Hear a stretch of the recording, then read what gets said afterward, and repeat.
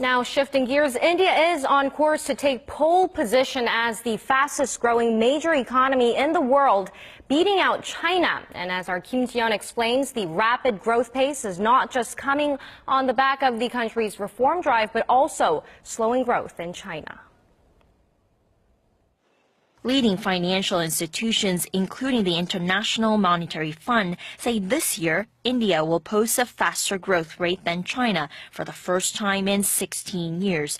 China has fallen away from two-digit growth and is busy unveiling a series of expansionary measures to try and maintain its growth rate at around 7%. On the other hand, India, spearheaded by Prime Minister Narendra Modi's economic reforms dubbed Modinomics, is sailing.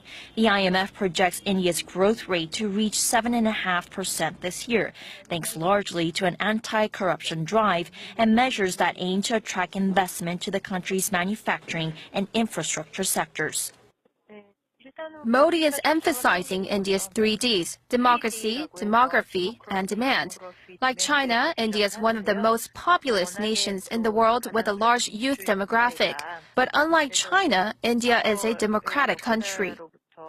As of 2010, 19% of the Indian population were between the ages 15 to 24.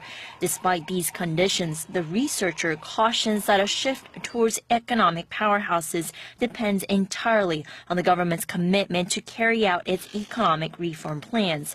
For now, it seems that the Indian central government is super motivated.